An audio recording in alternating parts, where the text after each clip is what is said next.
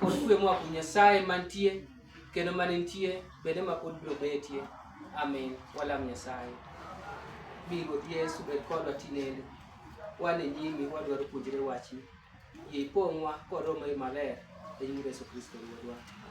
Amen. Jana kuom Ruoth Yesu Kristo. Ma en Jumapil mar ariyo e kinde mag Advent. Mana kaka ne wawinjo e Jumapil mokalo ni Advent tiende ni rito kata biro. Warito biro mar Ruoth Yesu Kristo. Advent bedo kod wige 4 motelo ne Christmas. E wige 4 go duto msuma ma onego bed ni moko en msuma ma violet kata purple machalo gi color. Msuma 4 go imoko Jumapil ka Jumapil. Msuma mokwongo imoko e Jumapil mokwongo mwachako kinde mag violet mag Advent. En msuma ma violet. Tiende ni msumano nyiso geno. Aso Jumapil mar ariyo imoko msuma be mar ariyo manyiso yie. Jumapil mar adek imoko msuma mar adek. En Jumapil mwaluongo ni Gaudete. Tiende ni onyiso mor. En Jumapil mwaluongo ni Gaudete. Jo Kristo bedo kod mor ni Kristo okayo machiegni. Furahini sana binti Sayuni, mfalme anakuja. Asa Jumapil mar 4 imoko msuma be mar 4 manyiso kwe. Ruodh kwe biro iru kendo biro mapiyo. Asa msuma 4 go nitiere tach moro ma idolo maber, tach ma green. Idole maber. Asa msuma ka msuma iketo achiel moluoro teje gwelo, moluoro taje go. En tach achiel tikete msuma 4 moluoro gi. Asto chieng' nyuol mar Ruoth Yesu Kristo wan gi msuma marachar ma ikete chunye manyiso ni peace. Onyiso hera. Mana kaka Nyasaye ohero dhano. Ka wang'iyo tach onge gi chakruok kod giko. Koro onyiso singruok mar Nyasaye kod dhano. Onyiso singo mane Nyasaye otimo kod dhano. Jana kuom Ruoth Yesu Kristo. E kinde mag Advent waneno ka Yesu Kristo ne osekobiro. To Yesu Kristo osebiro. Yesu Kristo biro. Tiende ni in the past, e kinde mosekalo, Ruoth Yesu Kristo ne osebiro e higni 2000 mosekalo. Kane onyuole kod nyako Mariam, nobedo ringruok, nonyuole e ringruok mar dhano, manyiso ni Yesu Kristo ne en dhano adier, to bende en Nyasaye adier. In present, Ruoth Yesu Kristo obironwa e wachne. Obironwa e batiso maler. Waromo kode e sakrament mar Sapuoth, kama wachame ringre mkate kod madho rembe divai, mondo mi wayud weruok richo, wayud warruok, to moloyo wayud ngimano musiko manyaka chieng'. In future, Ruoth Yesu Kristo biro. Obiro duogo gi kom duong'ne maler, mondo mi ong'ad bura ne jogo mangima kod jogo motho duto. Obiro mondo mi okaw jogo molocho, mondo mi oter pacho kama ler, mondo mi odag kode chieng' manyaka chieng'. Mana kaka wasekowinjo e Injili wa makawuono e Mathayo sura mar 3 wes mar 1 nyaka 12. Nyasaye noyiero Johana Jabatiso mondo otel nyime oland wach maber, wach mar warruok, wach makelo ngima. Obiro mondo mi oland wach mar warruok ne oganda. Johana Jabatiso ni wanyalo penjore ni to kar en ng'a? Johana Jabatiso ne en ng'at mane Nyasaye oyiero mondo en ma obi obatis Yesu Kristo. Johana ne en mana jaote, ne en mana duol, ne en mana jalos yo. Johana obiro kolando wach e thim Judea, kowacho niya, lokuru chunyu nikech loch polo chiegni. Mae mane dwaro mar Ruoth Nyasaye. Ngimano mane Johana Jabatiso dago, yie ngamia mane orwako det bonyi mane ochamo, okanda mane otweyo e nungone, wich mojany gi tielo matar, gi wuoche mag akala mane orwako e tiende, wach mane olando ni lokuru chunyu nikech loch polo chiegni. Magi duto ne tayo Johana mondo ji owinje kendo wach Nyasaye ochop kare. Johana ne dhi wiro ng'at nendo maduong' mar Nyasaye. Johana otelo nyime. Janabi Malaki, ka ing'iyo janabi Malaki sura mar 3 wes mar 1, owacho kama: Ruoth Nyasaye manyalo gik moko duto duoko kama: abiro oro jaotena mondo otel kendo losna yo. Bang'e ruoth mudwaro nobi apoya. Ne okawo higni 400 duto ka weche mag janabi Malaki ne pok ochopo kare.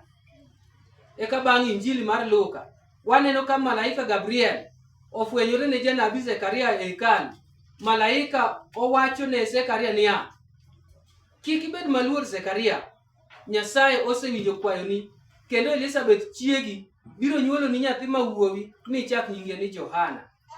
Inibed mamor ahinya kinyuole, kendo ji mang'eny bende nobed mamor, nimar enobed ng'at maduong' e nyim Ruoth Nyasaye. Kane ochopo nyuol mar Johana, to ji nopenjore niya: dibed ma janabi mane warito koso? Johana Jabatiso ne otuch e thim mar Judea koyalo niya: lokuru chunyu nikech loch polo chiegni. Jerna kuom Ruoth Yesu Kristo. Ruoth Nyasaye noseiko Johana ne tich maduong' mane odhi timo. Johana e jal mane janabi Isaya wuoyo kuome kawacho niya: ng'at moro kok e thim niya, losuru yo ni Ruoth, losneuru yo moriere tir. Ka ing'iyo wes mar 5, ji nodhi ire koa Jerusalem gi piny Judea duto kod gwenge moluoro aora Jordan. Ne giulo richogi kendo nobatisogi e aora Jordan. Jerna kuom Ruoth Yesu Kristo. Wanyalo paro kindeno mane obatis Yesu Kristo e aora Jordan. Ni e kinde mane Johana tiso Yesu, e kinde mane Johana tiso ji, Yesu bende nobiro ire mondo mi otise. Nito kane Johana oneno ka Yesu Kristo sudo machiegni kode, to Johana luoro ne omako. Ne otemo kwero Yesu ka owacho niya: an monego bed ni batisa, to kendo in ma ibiro ira mondo mi abatisi? To Yesu nodwoke ni: we otimre kamano sani, nimar kamano e kaka watimo gik moko duto ma Nyasaye dwaro. Jerna kuom Ruoth Yesu Kristo. Johana ne neno ni en mana dhano adhana. Ne oneno ni ok owinjore chung' e nyim Ruoth Nyasaye. Piny ne lichne, piny ne ochame, piny norwenye, nikech en mana ng'atno mane dhoge ochido. Ne odak e kind jogedo ma dhoge ochido, odak e kind jogedo ma dhoge ok ler. Ne en ng'atno ma lwetene ok ler. Ka oseneno gik moko duto, ne oikore mar mulo Nyasache. Ruoth Nyasaye wacho e buk mar Wuok sura mar 33 wes mar 22, owacho niya: to ka duong'na maler kadho, abiro e gek lwanda, kendo naumi gi lweta nyaka akadhe. Jerna kuom Ruoth Yesu Kristo. Nyasachwa ne okawo ringruokno mar dhano mondo mi wamule, wacham ringre mondo odag kodwa. Omiyo Johana penjore: ere kaka daket lwetena mochido gi kum Ruoth Nyasaye? Ere kaka daket alama kuome ni jalni nyaromo Nyasaye magolo richo mag piny? Mano doko tich matek manade. Tijni ber mana ka en owuon ema otime. An ok ane ka nyalo timo tijni. Tijni en monego bed ni otime. An mana ng'at matin. An mana duol makok e thim ni losuru ni Ruoth yo moriere tir. To donge an abatisu mana gi pi mondo bed ranyisi ni useloko chunyu. To ng'at moro biro bang'a man gi teko moloya, ma kata mana wuochene ok awinjora ting'o.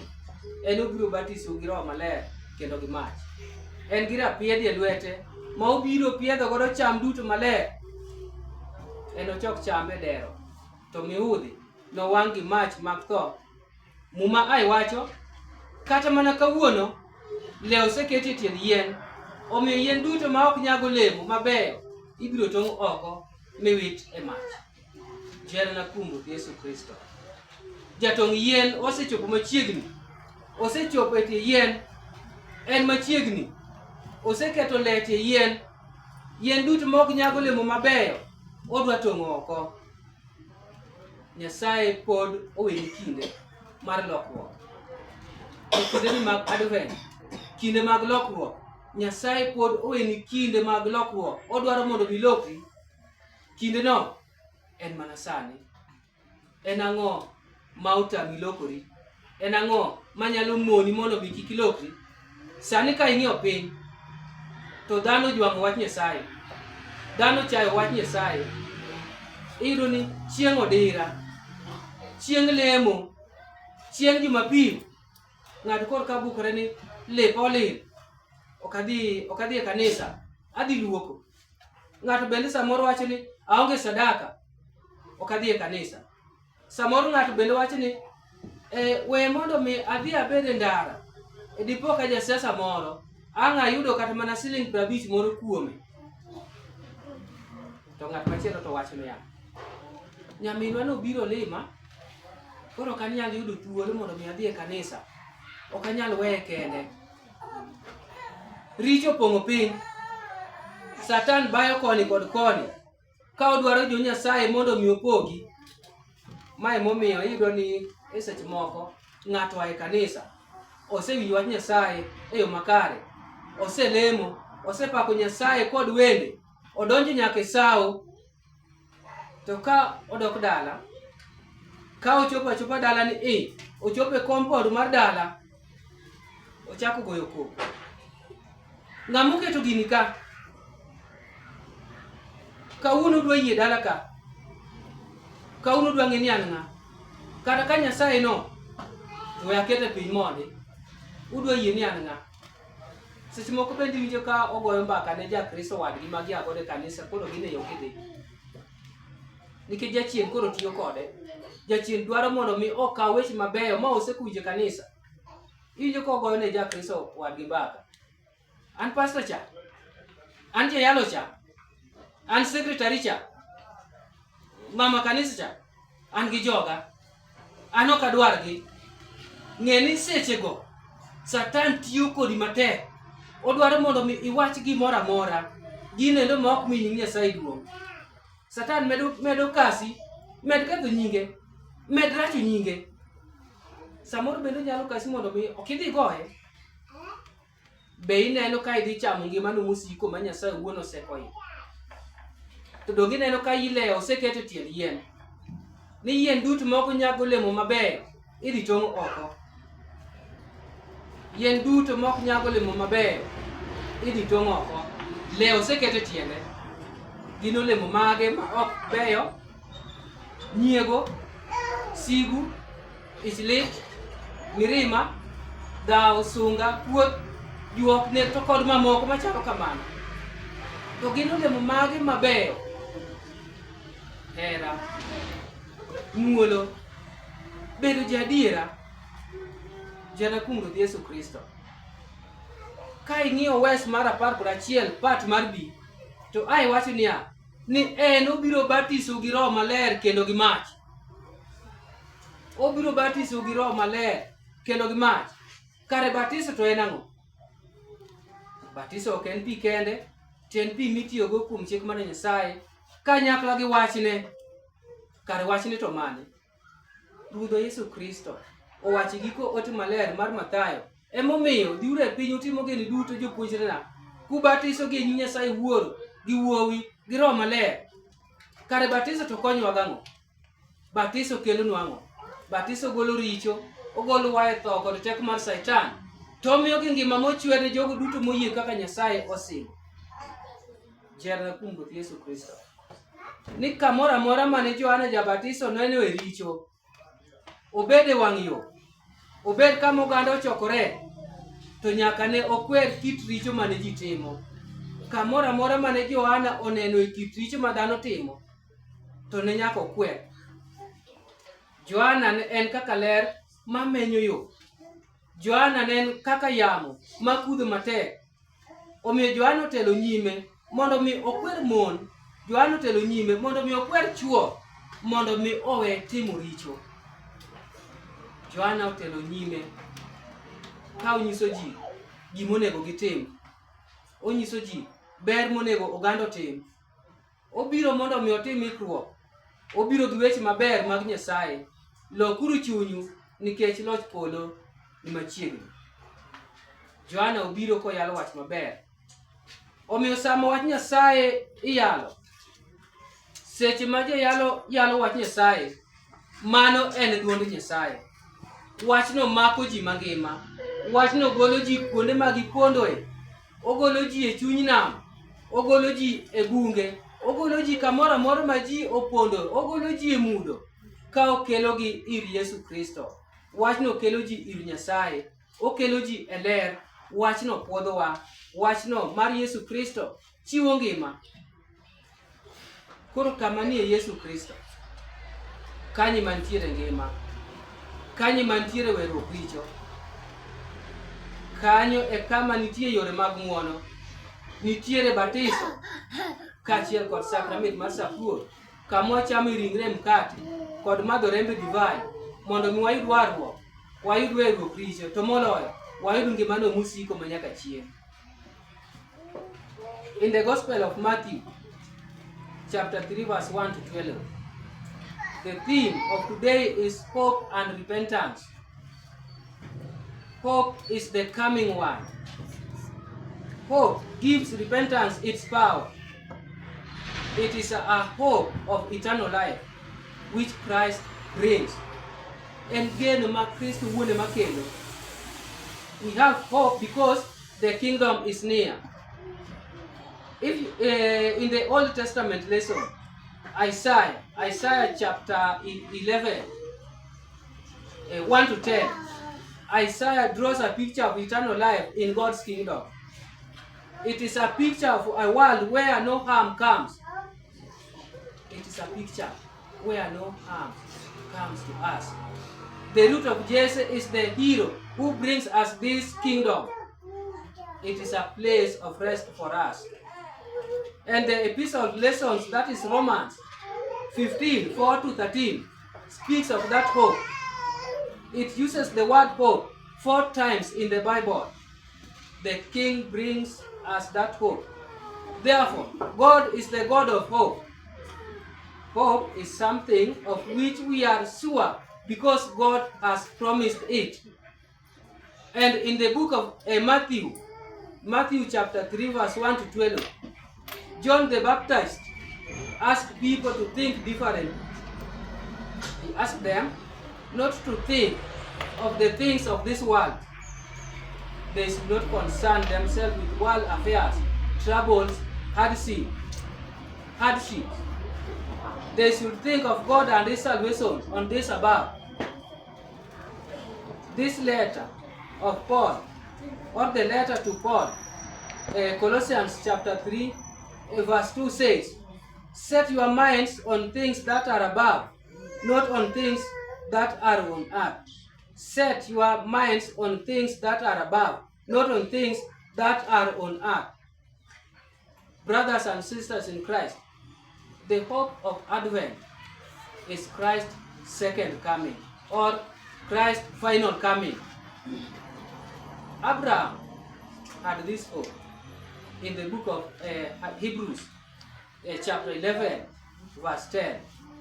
Jesus speaks of it in Matthew 6, 25 to 33, which says, therefore I tell you, do not be anxious about your life, what you will eat or what you will drink, nor about your body, what you will put on. Is not life more than food, and the body more than clothing? Look at the birds of the air.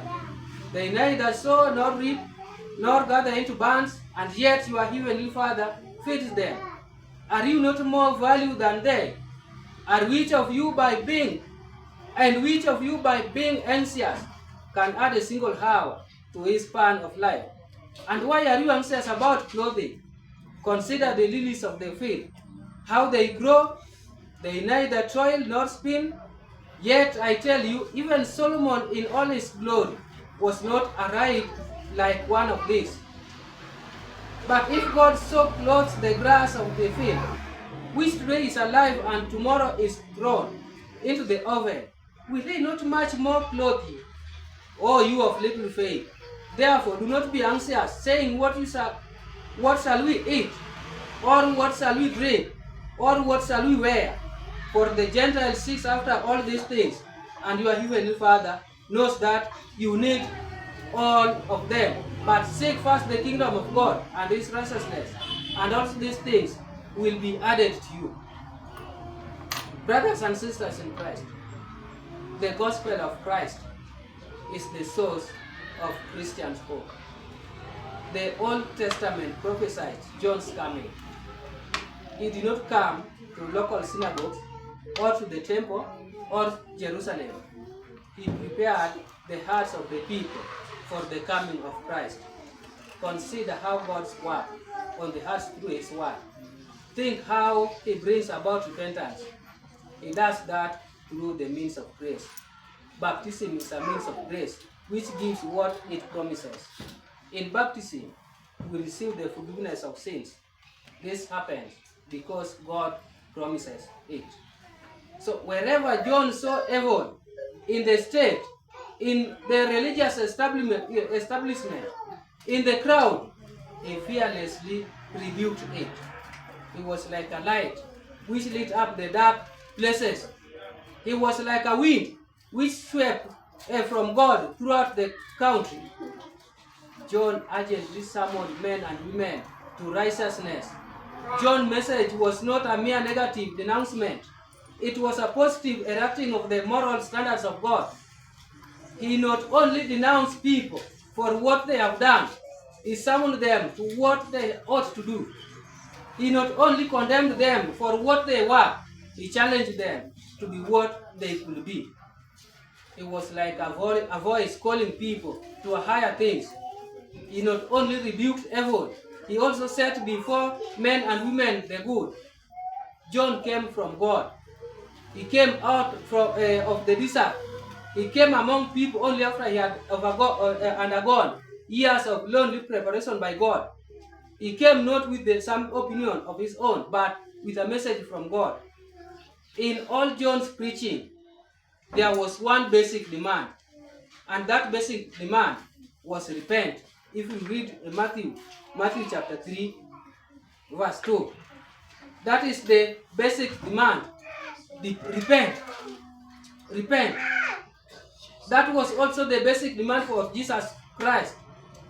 For Jesus came saying, repent and believe in the good news. What is repentance then?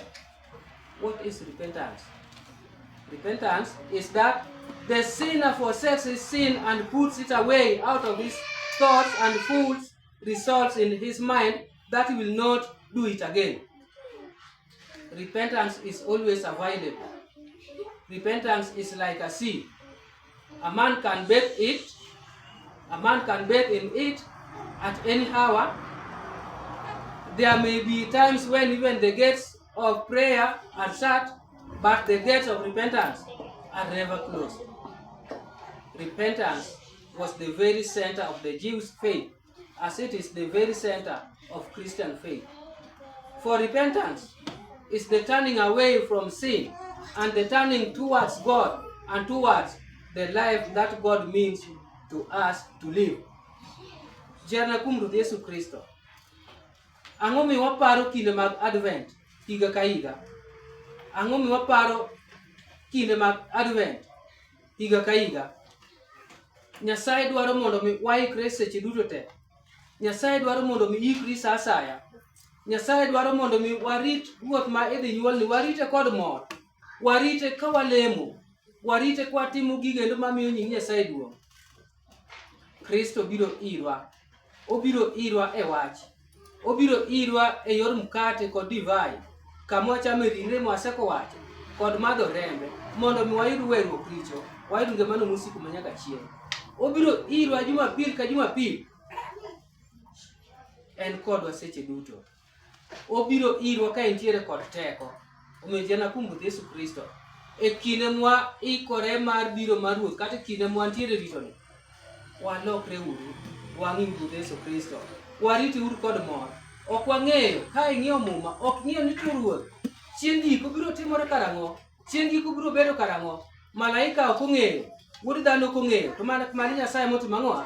Nyasaye mong'eyo. ka jakuo biro, jakuo kwachi ni obiro tarik makama, obiro diche makama, kata obiro saa makama, obiro biro apoya, mana kaka wuod dhano bende biro apoya. En kinde mag ikruok, en kinde mag lokruok. Ang'o mamoni lokore? Ere gima nyalo tami lokore? Yesu Kristo ni ka, en kodwa tinende.